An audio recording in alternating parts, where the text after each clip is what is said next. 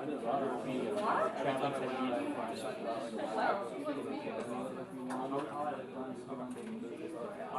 easy that way. That's no problem. That's the easiest thing we can do. Yeah, you just take it when you get back.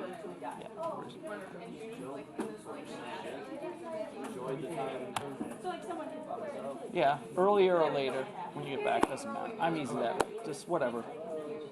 There's too many things I got to worry about. This is the least of my worries, so. I'm not.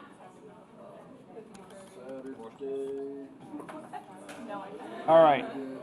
All right, 3 most important things from last time. We're eating your candy.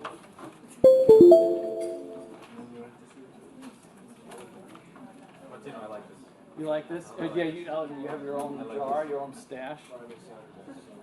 Yeah, Lynn.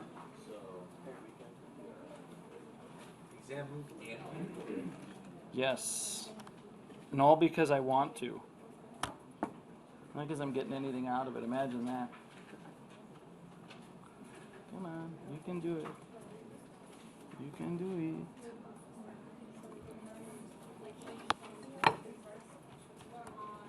So, I can't see you, but I can hear you. 3 most important things. Yeah, David. There's 3 types of muscle tissue. 3 types of muscle tissue. What are they? Skeleton, cardiac. Skeletal, cardiac, and smooth. And the cardiac muscle being the what? What is cardiac muscle? Okay, good. I know it's obvious, but sometimes you need to say the obvious. I have learned. Never assume. It wasn't a trick question. But sometimes it seems like it is. All right, something else. Yeah. Sprain and a dislocation, right? They're not the same. What is a sprain? Correct. Yes, and then the dislocation is out of the joint, and an AC separation is a type of sprain/tear, right? And why isn't this thing coming up all of a sudden?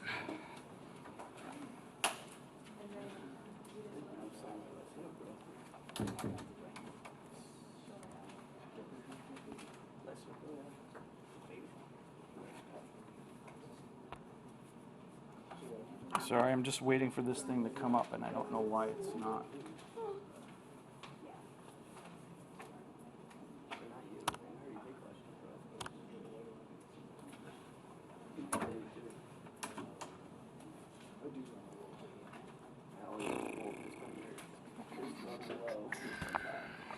PGA.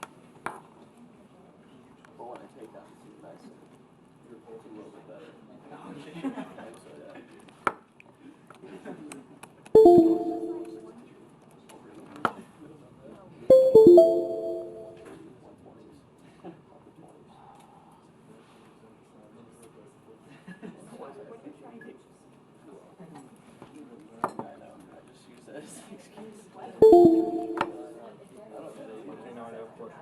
Yeah. It happens. It's real.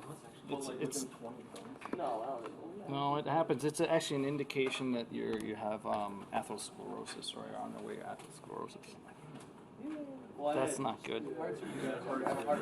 Oh, well then that's why, right? So then, right. So then I didn't know that. Yeah, that's an indication of. All right, why aren't you working?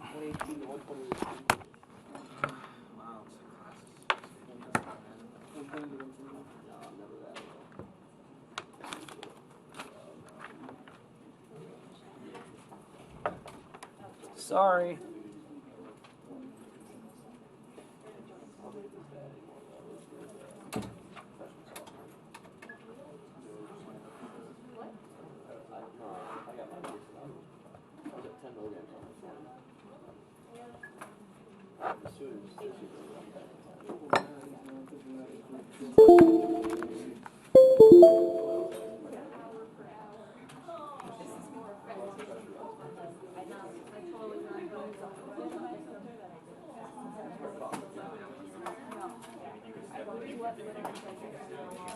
Did not go as planned.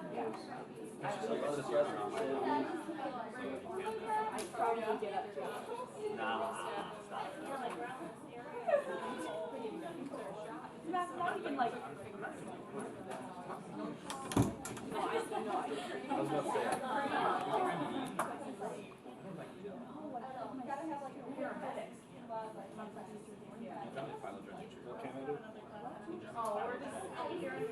All right, here we go. It looks like it's working. Cold reboot. All right, here we go. Okay, any questions from last time? Everything was working. So exactly where did we end? Skeletal muscle. Did we do that? Here?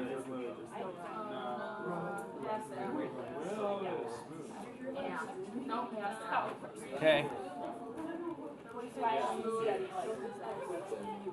Functions? All right, this is the one. Okay. The one. Okay, functions, movements. Did we finish this one? Or we just start? Okay. So when you think about movement, when you talk about tissue, there's actually movement in terms of three senses, right? So skeletal muscle, that one's the easy one. You're physically moving, you're running, you're walking, right? Something called venous return, which we're not going to talk about much this semester, but next semester you spend a lot of time in phys bringing this up over and over again. That's every time you walk, your skeletal muscles contract, they compress the veins. When they compress the veins, they actually work like a secondary pump that moves more blood back to your heart than would normally. So the more you move, the easier it is for your heart to actually pump. The less you move, the harder it is. Cardiac, right? Blood in the heart moves throughout the circulatory system, so that one's also pretty obvious. And then smooth muscle, when you talk about movement, you're actually talking about moving food through the system, right? The esophagus has smooth muscle around, but the stomach does, and so do the intestines. Support, right, helps with posture. We're actually going to talk about this today. There was a question by a student about neck musculature, and it relates to our theme for Sitting is Terrible. And I've got an article that I just read about sitting is terrible. So we're going to talk about helping with posture and strengthening abdominal walls and joints, right? So that's what skeletal muscle does, right? So postural muscles versus other types of muscles. Generates heat.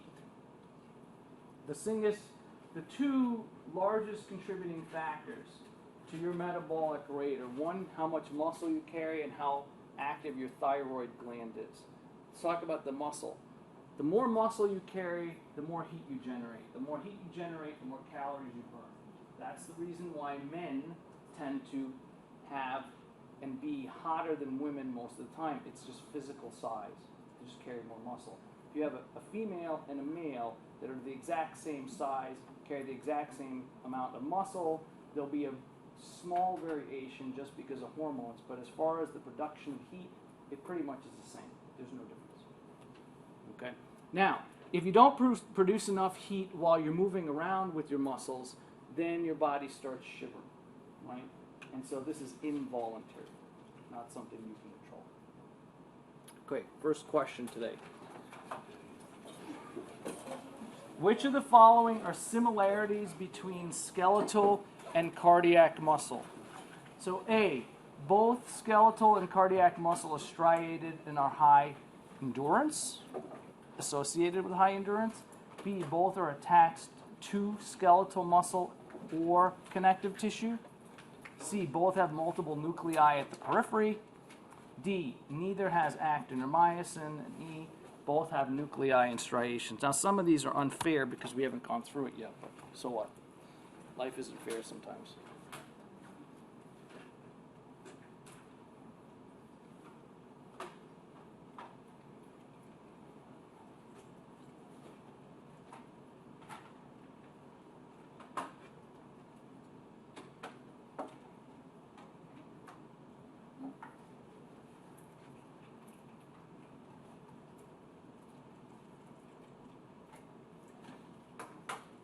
All right, so we got 16, 17. All right, let's see what we got here.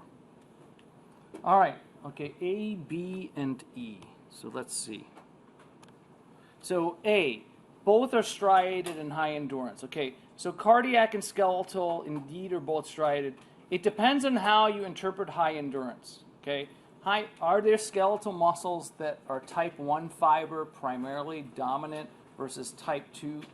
Absolutely, like your hamstrings, right, are primarily, they're type 2. They're a fast twitch type of muscle. Your quadriceps in the front are primarily type 1, but they're mixed, right? But that's not what I'm talking about here. I'm talking about super high endurance. Like when you compare the heart to skeletal muscle, there is no comparison, right? The amount of endurance of the heart can not be questioned, right? If you multiply how many beats per minute your heart beats, right? Multiply it by number of minutes an hour, the number of hours in a day, number of days in a week, and so on, and then you get to a year, and you multiply it by the average age of the American, that the average American lives to, which is, I think, about 75, 76 if you age women and men. Women live longer, men don't live as long. That's what I'm talking about as endurance. So skeletal muscle is not high in endurance. It just really isn't very good at it at all. Okay? B, both are attached to skeletal muscle while the heart is not. It's not physically attached to skeletal muscle, right? It's sitting in a sac in the middle of your thoracic cavity. C, both have multiple nuclei at the periphery. Only skeletal muscle has multiple nuclei. Cardiac muscle do not. In the first class, they were under the misconception that cardiac muscle also had multiple nuclei, and it doesn't. D, neither has actin or myosin. Well, that's not true, but you don't know what actin or myosin are yet, but it's false. So the only correct answer can be E. Both have nuclei and striations. Okay? So, structure. There are 3 layers of connective tissue. So I'm going to draw you a diagram, and I call this chart, actually it's a table, the hierarchy of muscle.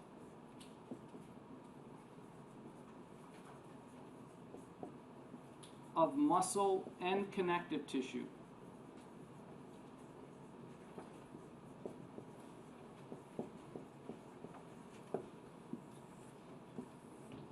So this one is muscle, and this one is connective tissue.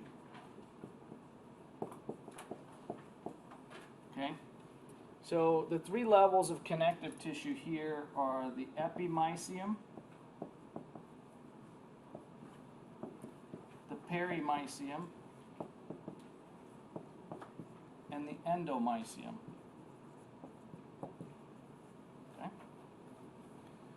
The epimysium is actually also known as fascia, okay, a type of broad connective tissue, and that's associated with either the whole muscle, or you could think of it as the muscle belly. Okay. So this is the connective tissue that's associated with this muscle at that level. So if you were to take the skin off my bicep and expose the muscle itself, you would see this translucent layer. It would glow, kind of. It would kind of be shiny-ish. And that's the fascia, that's the epimysium. Here's a nice picture. It sort of shows you this. It's hard to see. See how this sort of glistens? That glistening here represents that connective tissue that sits over the entire muscle belly. Okay? We'll keep coming back to this diagram. So the next one is called the perimysium. It's a layer of connective tissue that surrounds each fascicle. So we're going from largest here to smallest. So the next level down in size are what are called fascicles that are associated with the perimysium. So the perimysium surrounds the fascicle. So if you take a look here, there's 1, 2, 3, 4, 5, 6, 7 fascicles in this picture that make up that muscle belly. Right?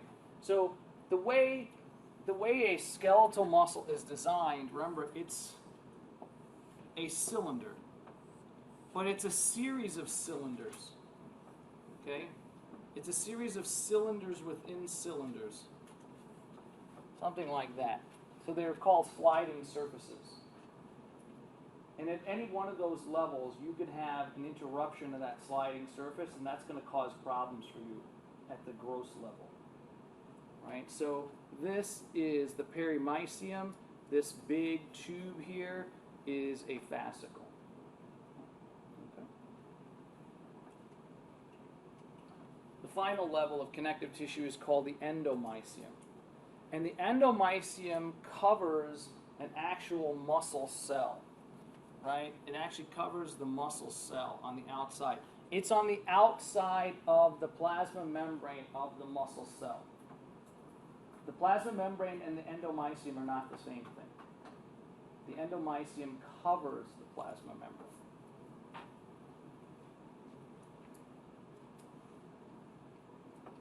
Oops. So all three of these layers come together to form a tendon. So your tendon actually begins as part of your muscle. So all three of these then become the muscle tendon.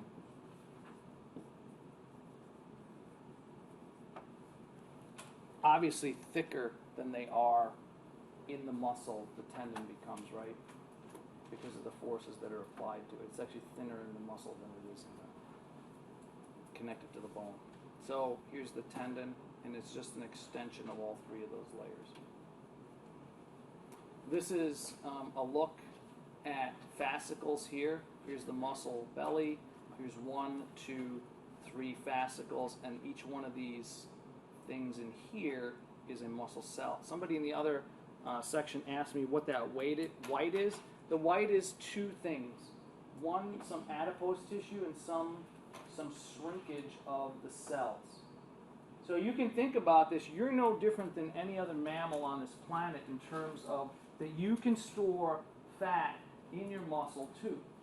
So there's fat around your organs. That's considered visceral. That's the most dangerous kind of fat. Okay? There's subcutaneous, which sits over, which is part of the hypodermis, right? Underneath the skin. And then there's actually intramuscular fat. Think about it. Anybody here like steak? Go to a nice steakhouse? Yeah? When you go to a steakhouse, you pay a lot of money for a nice steak. What makes that steak worth a lot of money? What are some of the characteristics that you're looking for if you're a connoisseur? Yeah, the fat, the marbling. The more marbling that's in there, the more expensive it is, right? Because that fat actually gives it flavor. So in a cow, putting that fat, this in between that helps, right? That's not the only thing. The aging process and all of that helps too. But you don't want, I mean, a cow is not a lean animal, right?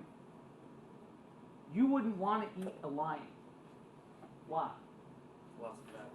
There's no fat in a lion, right? A leopard, think of a leopard, right? There's no fat. They're super lean. It would be like eating shoe leathers. It'd be dry, right? So part of what makes that steak expensive is that marbling. And the more the marbling, the more expensive the steak, right? Because you're selecting them out. This is part of that marbling in a human being. Not good for us, by the way. You don't want to store too much fat in it. Yes, question? Well, what about horse meat? I've never seen a fat horse. I know horse meat is. Yeah, I've never eaten big horse in meat. farm Yeah. building communities everywhere. Yeah, because it's lean, but it probably is dry, would be my guess, right? I don't know. I've never had it. It's not dry. It's similar to a Is steak. it steak? So they probably carry enough fat. Mine was fat. Oh, okay. I don't know. I've never had it before. Well, like compared to a cow, you know. Yeah, probably. Like a third. What kind of horse? Well, it depends. Like thoroughbreds, that's not Right. the type you And I use. think that's what They're- people are thinking about. They're A like the thoroughbred. leopard of the horse. Right. Yeah. There you go. Just like a normal stocky quarter horse type will be, they carry it like in their thighs and stuff. That's So they just carry like cow. enough fat that it would be tasty, I guess. I'm just trying to imagine horse muscle to cow. Yeah. So thoroughbred would be. That's Thoroughbred's a freak of nature anyway. But Like, they're the ones that go to slaughterhouses because after racing, as 3-year-olds, they get sent off. yeah. The interesting thing about thoroughbreds, while on the topic, is thoroughbreds, their heart is so, they're genetically modified animals, right, through breeding, and they're so powerful, their hearts are immense. documents as a percentage of their body that they have to give them a diuretic called furosemide before they race some of these horses in order to dehydrate them partially so that they don't die in the middle of a race. My uncle's thoroughbred had his heart rupture because they didn't give him the right dose before he ran. Yeah. That heart in that animal is so powerful that it will rupture itself. You and I can't do that. Our hearts are not that powerful. Yeah, and it's huge. It's a monstrous heart, but they're so Like powerful. part of the problem is they just like to run, and so Right. they don't know when to stop. That's and right. if you don't stop them, They'll they'll just keep run going. themselves into oblivion. Yeah, that's right. Furosemide. Furosemide is a diuretic. Yeah, it's used a lot. It's called a loop diuretic. Yeah. Yeah. That's where the expression "pee like a racehorse" comes from. Yes. Yeah. So the fat next to the muscle fibers, is that used as an energy source that they can access? Yes, they can. They can, but usually, so you shouldn't. So a normal, healthy person shouldn't carry too much intramuscular fat, right? You want some. A little bit is not bad, right? But yes, it can be used because it's an easy access. Yeah, absolutely. All right. So, any questions on that? This is, again, dense, regular connective tissue made up of lots of collagen. We're going to keep seeing the slide over and over again to remind you what it looks like. Okay. Microscopic anatomy. What we're going to go through this semester, for those of you taking phys next semester, you have to memorize. You have to. You cannot forget it. Because next semester, Dr. Miller is going to go and he's going to say, here we go. You learned this last semester. Here's what we did. And then he's going to move on. But you're still going to have to be responsible for it, okay? So commit this to memory, keep it in memory. We're going to go all the way to the microscopic level. You're going to have to know it at that level for next semester anyway. All right, so muscle cells are also called muscle fibers. They're also called myofibers. So at the next level down here, you have muscle cell, which is the same as muscle fiber, which is the same as myofiber. Now, a myofiber does not equal a myofibril. Okay? This is a muscle cell, and this is an organelle. They sound the same, but they're not. So don't forget that. A myofibril is an organelle.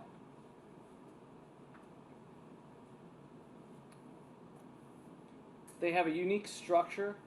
There's lots of special terms that we've given to general structures in a cell. The first one is called a sarcolemma. The sarcolemma is a specialized plasma membrane. So whenever you see either myo or sarco, you're always referring to muscle. So a sarcolemma is a specialized plasma membrane that surrounds muscle. Is that where Sarcopenia. No, sarcoidosis. Is that Sarcoidosis, that's different. That's different. That's different. That's yeah. Yeah. Sarcoidosis. That's a different type of yeah, sarcoid. Not. Sarcopenia is an age-related decrease, abnormal decrease in skeletal muscle mass. It's abnormal. It's not supposed to happen at the rate that it happens. So some older people get it. Yep. All right. So this is a good diagram to know. There's a couple of others that are coming up. Not that you need to be able to draw them, but this has got the entire continuum here of all of the pieces that you need to know. So this thing is the actual muscle cell. This thing that's green and purple here, this is an actual myofibril. So the next level down here is what's called a myofibril. And then the myofibril is made up of what are called myofilaments, and there are two. The two are actin and myosin. Okay? actin is considered the thin filament. Myosin is considered the thick filament. Bless you. So the cytoplasm of a muscle cell is also given a special name. It's called the sarcoplasm.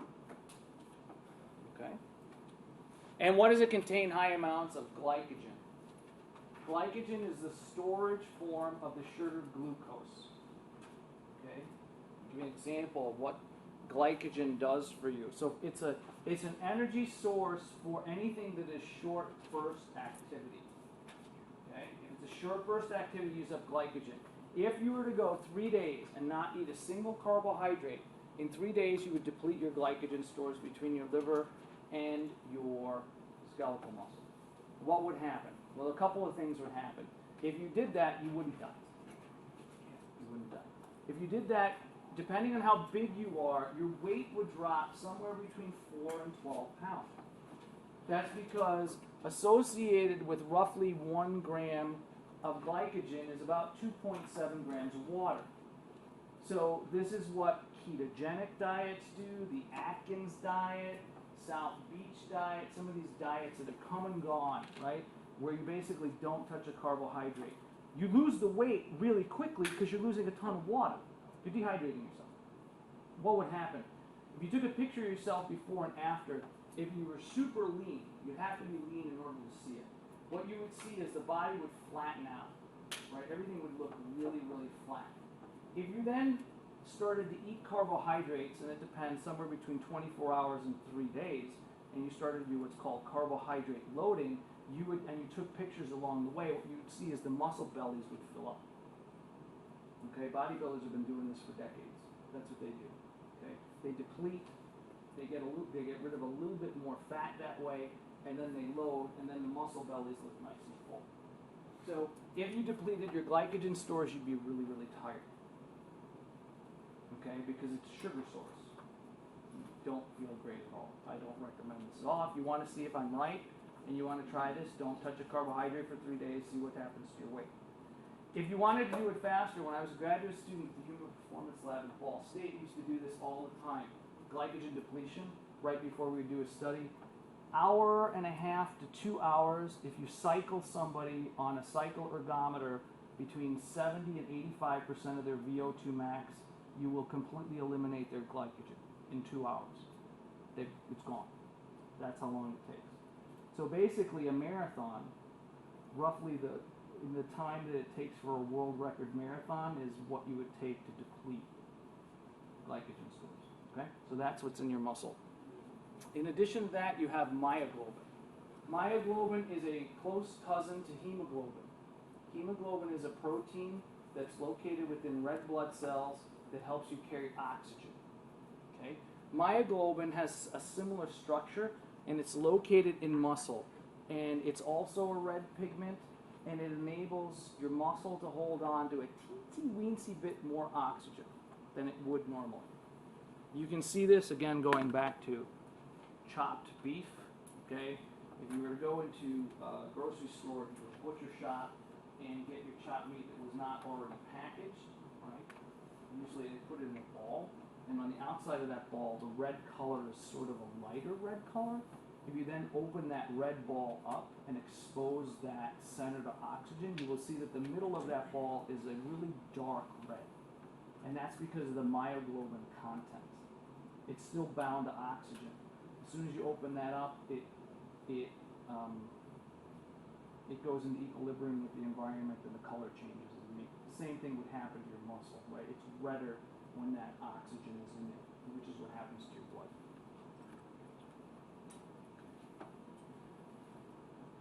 So these myofibrils here, again, are organelles that are composed of myofilaments. The two types are thick and thin. Thin is actin. The thick filament is myosin.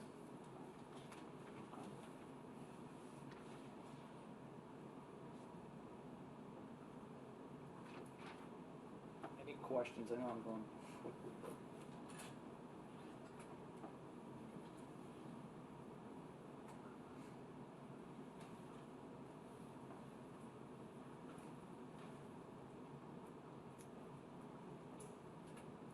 This is a goofy video that I cannot bring myself to watch on this whole actin myosin. I downloaded the worst video ever. If you want to watch this thing in your own time, go ahead. I can't do it anymore. So it's in there. There's a lot better ones. It's got this goofy soundtrack to it. I thought it was a good idea when they did it. I keep forgetting to erase it every year. So I'm not going to hold you to this, but if you want to watch a goofy video, watch a goofy video. All right. The thick filaments, again, are myosin. It's composed of the protein myosin. It resembles two golf clubs that are twisted together. And this, remember, that is considered the thick filament. Now, this semester, what we're not going to do much of, is the actual physiology, how this whole process works. We're going to talk a little bit about the binding and how a bunch of things move at the more cellular level. But next semester, you're going to start all the way from the spinal cord, all the way down until you get to this. So do yourselves a favor, keep this stuff in memory because you're going to have to recall it again at the same level of detail. Okay? Each myosin protein has a tail and two heads.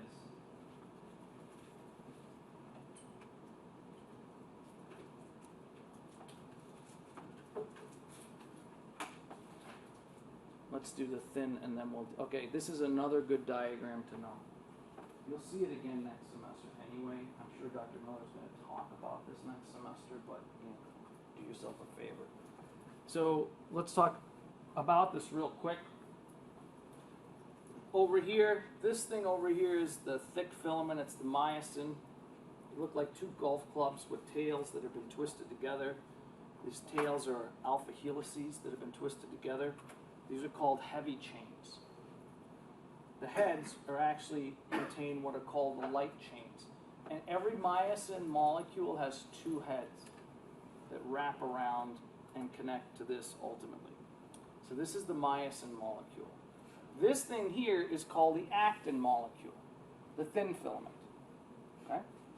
So there's lots of parts to this. I'm going to go through all the parts. I'm going to explain this real quick, and then we'll have a Martino moment. All right. So this entire strand of purple beads here is called F, as in Frank, actin. Okay? That entire strand is called F-actin. Each individual bead is called G-actin.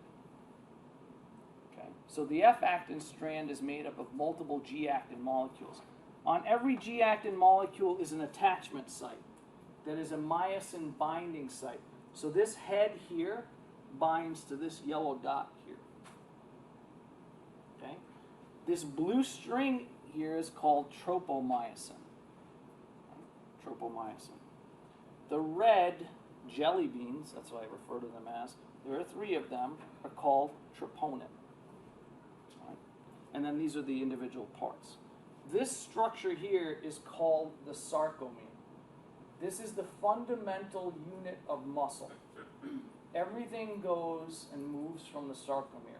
The sarcomere, when your muscle contracts, gets smaller. And when your muscle extends, gets bigger. Okay? So we're going to stop here for a second. Any questions before we stop? All right, so there was a question. It's unfortunate because Michael asked the question, but he's not here. He was asking me, he said the other day, he goes, could we do a Martino moment? We're talking about the neck. You guys study a lot. And when you study a lot, what position are you usually in? You're bent over, okay? So I actually talked to a couple of professors from the physics department and actually did a little bit of my own research, okay? Your head weighs somewhere between 8 and 12 pounds. And it's designed so that it's what's called a first-class lever. That's where the fulcrum sits in the middle, okay? That's the way it's designed. And so when everything is stacked one on top of the other, that 8 pounds or 12 pounds, depending on how much your head weighs, not a problem. As soon as you start to move it forward, let's just take 12 pounds as an example. If you move that thing forward 15 degrees, your head goes from weighing 12 pounds to 29 pounds. Okay? So more than 2 times. You go to 45 degrees, your head now weighs 49 pounds. As far as your musculature, your neck, and your vertebrae. And if you go to 60 degrees, it's now 60 pounds. So if you've ever had this happen where you've been studying for long periods of time and you get headaches or your back and your traps are always locked up? Look at the way you sit. You're actually more than quadrupling the amount of force that these muscles have to produce in order to maintain your head posture. So that's one of the reasons, okay? It's physics. So it got me thinking about, we're talking about how sitting is bad, right? Well, one of the things I want to talk to you about is something called a bracing sequence. Okay, when you've been sitting for a long time, one of the things I recommend you do is reset your posture. What do? So you stand straight with your feet roughly about the width of your shoulders. You want the distance between your toes and the distance between your heels to be the same. You don't want this. Ever see the difference? That's not good. You don't want to do it. If you're squatting 1,000 pounds, you can do that. If you're not squatting 1,000 pounds, you shouldn't do that. Okay. So point your feet forward. Okay. Now once you've got your feet pointed forward, you're going to flex your quads and your hamstrings. What will happen is when you flex your glutes, if you have what's called anterior pelvic tilt, where the front of the anterior side is pointed in this direction, what will happen is if you fire your glutes, this will happen. Okay? That will put your hips in a neutral position, which is where they should be anyway. So now, and what's happening, when I start firing my quads and my hamstrings and my glutes, and you can't see this, you can sort of see it on my feet. See what's starting to happen to my shoes? Watch what happens. Watch my shoes, okay? Fire the quads, hamstrings, fire the glutes. See what starts to happen? What's happening to my feet, or my feet have started to do this. Like talons on a hawk. Okay, that's called active foot position. Okay, so that's what's starting to happen. So what's starting to happen is the head of my femur is actually starting to torque and twist in the acetabulum.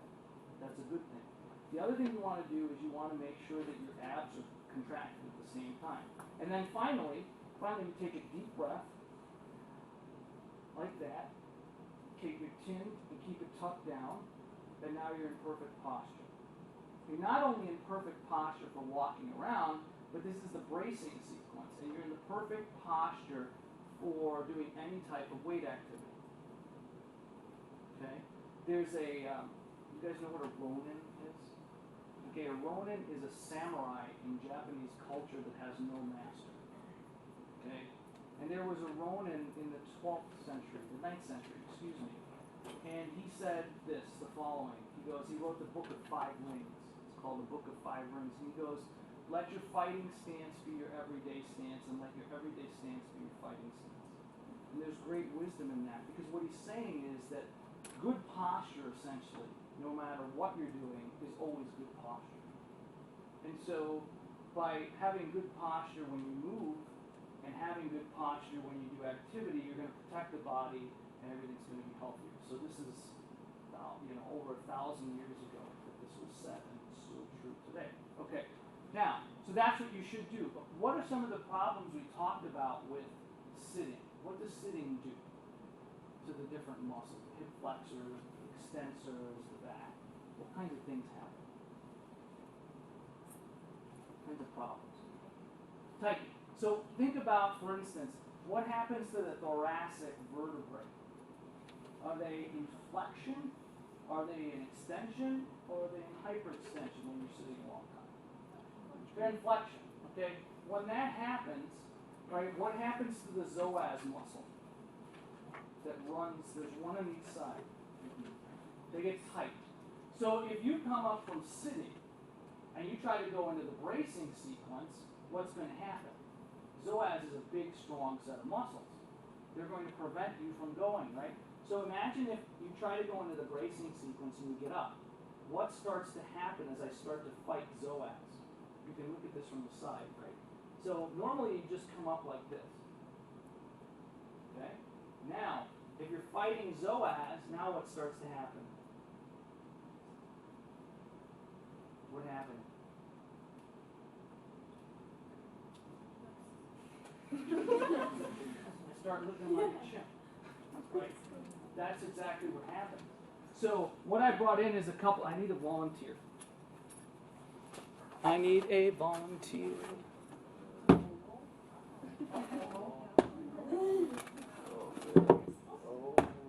I'm going to throw it at somebody if you don't come up here. Oh, I need a volunteer. Okay. Okay. So here's what we're going to do. You're going to lie on the ground, sideways. So the first thing, this thing is called the Gemini. Just slide sideways. You can lie sideways for now. And then you're going to turn on your back. Okay. Yes. Just like the supermodel. Okay. So this thing is called the Gemini. You may have seen it if you're an athlete on this campus. It's also called a peanut. So this is through Rogue Fitness. Cost me $24. I wouldn't pay $24 for it because what I do in my J-term class is I get 2 lacrosse balls, an athletic tape. I tape them together, and for $4 you have a peanut. So, but if you don't want to do that, this is great. What we're going to do with Lauren is she's going to get up for a second. She's going to go at the bottom of her ribs, and what she's got there. So find the bottom of your ribs. The middle of the Gemini is actually sitting where the vertebrae are. That means those 2 balls are flanking the vertebrae.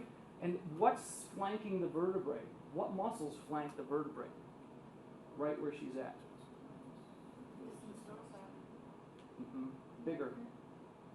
Bigger. Spinal erectors.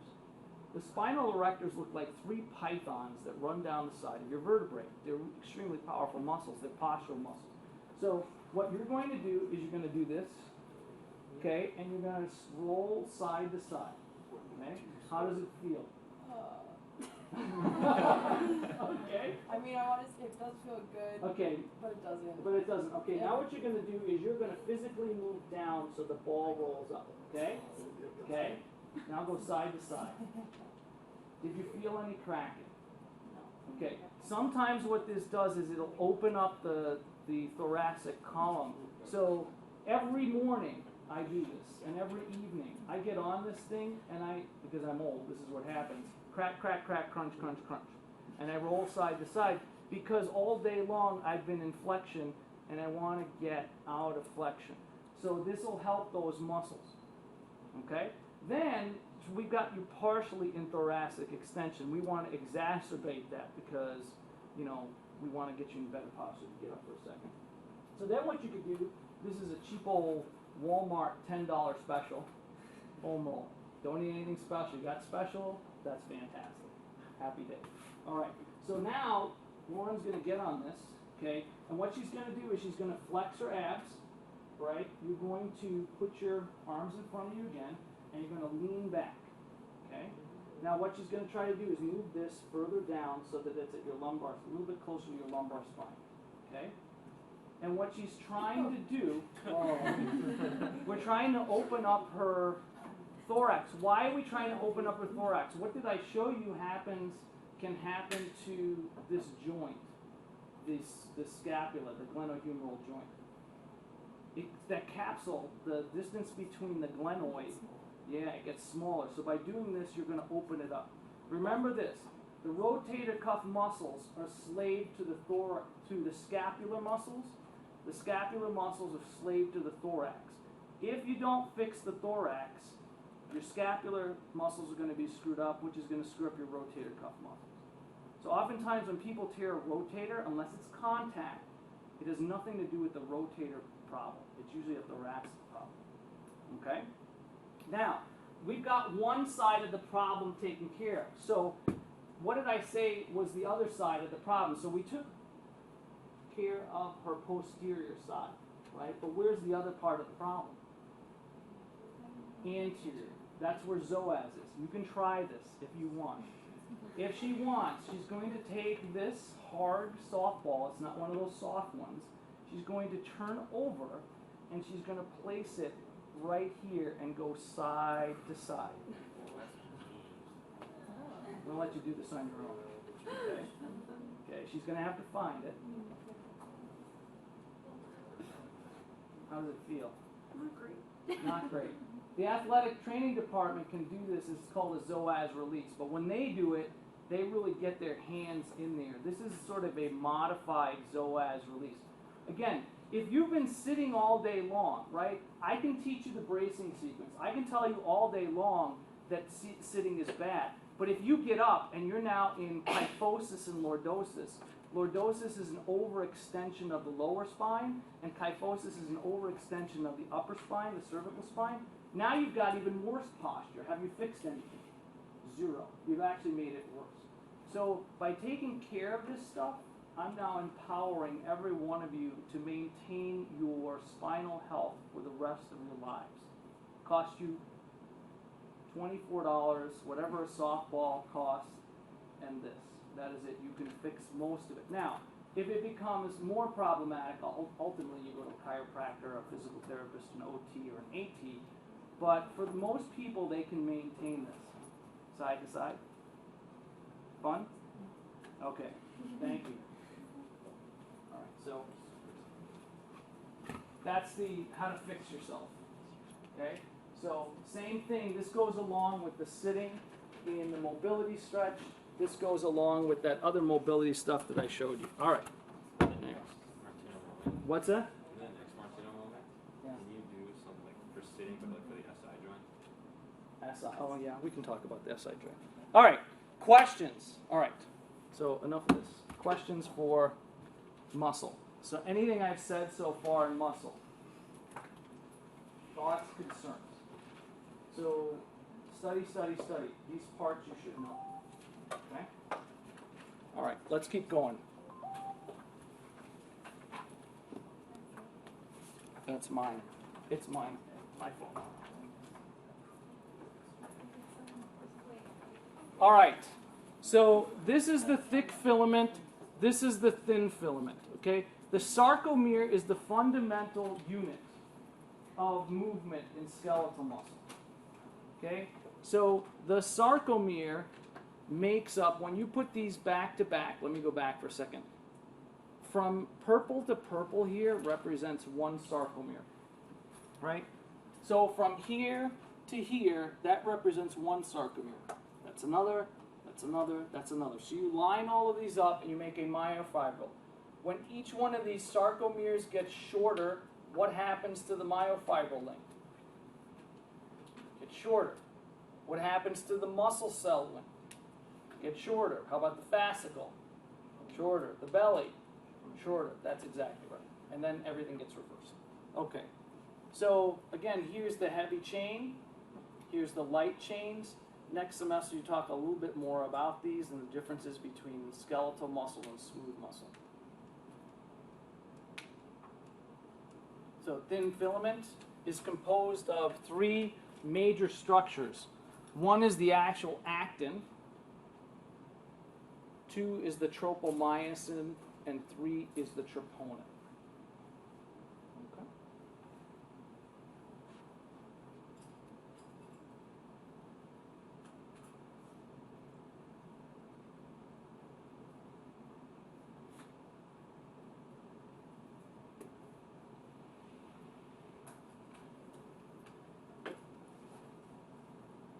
So each actin molecule has a myosin binding site. That was that yellow attachment site that you saw. Okay. During the process of muscle contraction, myosin heads will bind to the myosin binding sites and form what are called cross bridges. If the myosin head and the G-actin molecule don't come into physical contact with one another, you cannot get a muscle contraction. They have to come in physical contact with one another. Okay? That's what's called a cross bridge. If you don't get cross bridge formation, you can't get what's called a ratcheting. Can't happen. So myosin head plus the myosin binding site equals cross bridge.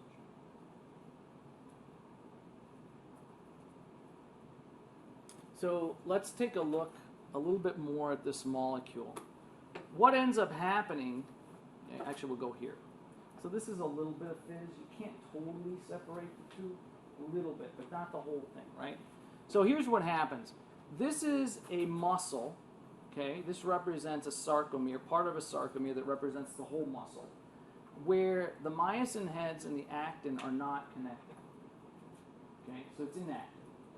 Now, in that position, the tropomyosin is covering all of the yellow binding sites, okay? And calcium has not bound to troponin. There are three types of troponin here.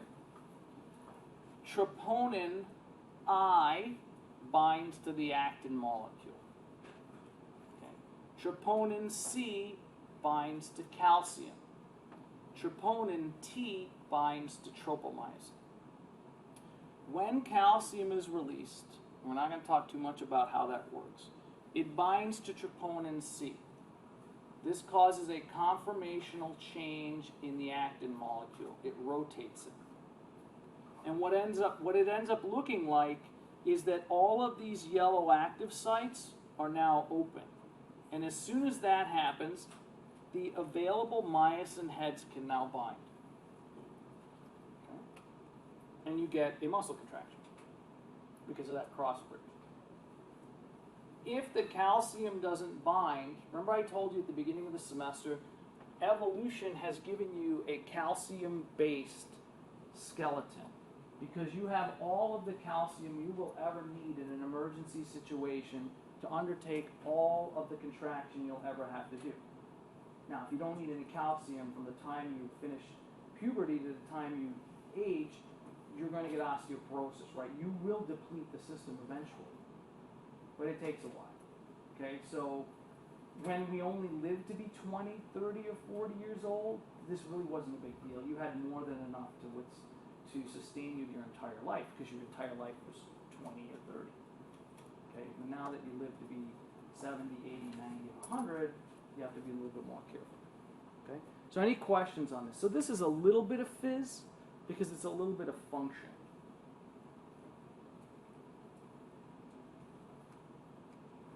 Tropomyosin is a string-like protein that covers the myosin binding sites.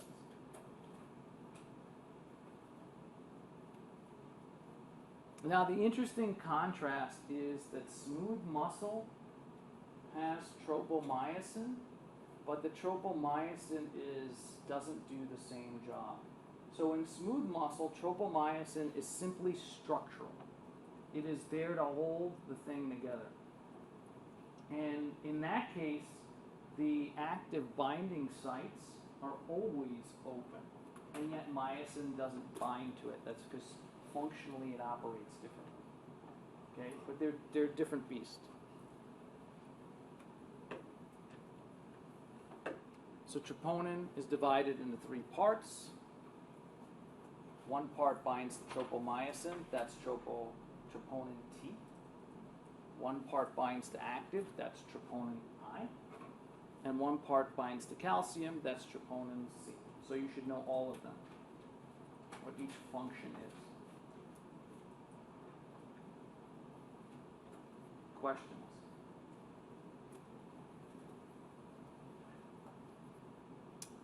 Another eye clicker question.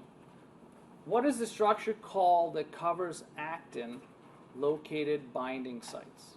What is the structure called that covers the actin located binding sites? This one's easy as far as reading it, so 30 seconds is more than enough time.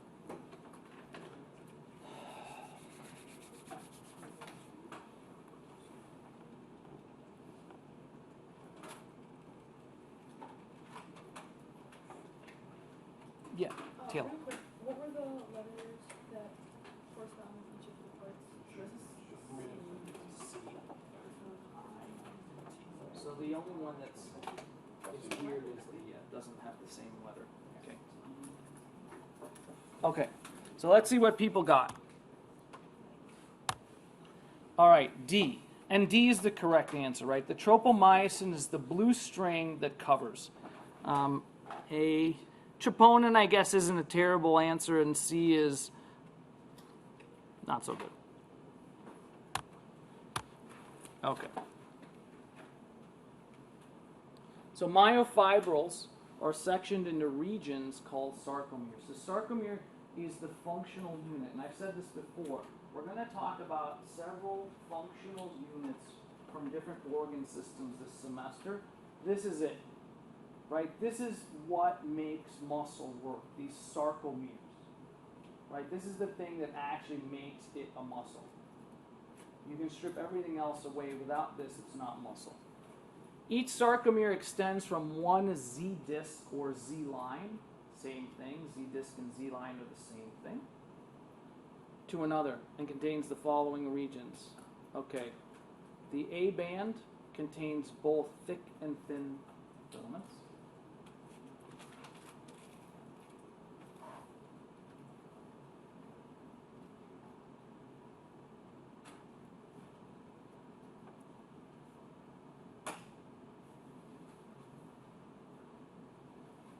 And we'll finish this and we'll be done for today because I think that'll be a good stopping place. We just have to get through the sarcomere parts. The I band contains only thin filaments and is bisected by the Z line. I'm going to show you this on the diagram. I think visually it's a lot easier than the words. The H zone contains only thick myofilaments.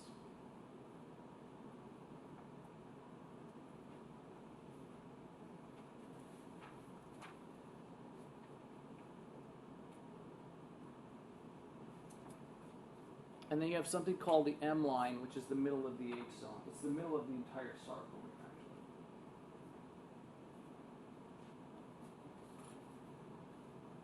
So what does that look like in a sarcomere? So if we take a look at the sarcomere here, so here's a Z disc, here's another Z disc, right? The I band, actually, in order to get a complete I band, you have to have at least 2 sarcomeres. Right? Does that make sense? In order to get 2 complete I bands, you need 3 sarcomeres. So this is the Z disc. This entire area from here to here is considered the A band. Okay? Because in here you have thick filament and thin. I had a student, several students do this several years ago. I had them draw me a picture of the sarcomere and label the parts. And what one guy did, and I'll never forget him for the rest of my life, is he said, this is the A band because this is thin filament and thick. And this is the A band. And then this is not. That's not true. From here to here is the entire A band. Okay? Just because there's no thin filament here, it doesn't matter. This is the entire part of that complex. The H zone is just the middle, and then the middle of the H zone is the M line. So that's the entire thing. You should be able to draw a simple version of this. And then back here, what you can't see is the largest protein in the body is called titin. All right, so that's where we'll stop for today. All right, 3 most important things. Three most important things. Connor. Muscle tissues functions are movement, support, and generating heat. Good. I haven't picked on it in a while. Yeah. There's 2 types of myofilaments they can do. What's the difference, other than the size? I think it's composed of myosin, and it looks like golf club. And then it's actin myophils, and they're composed of proteins actin, tryptomyosin, and troponin. Yeah. Hannah, how about you? There's 3 layers of connective tissue, skeletal muscle, and there Yes, this table, do not confuse what part is muscle and what part is connective tissue. They're not the same. This is called the hierarchy of muscle and connective tissue. All right, have a fantastic day. Exam next Friday.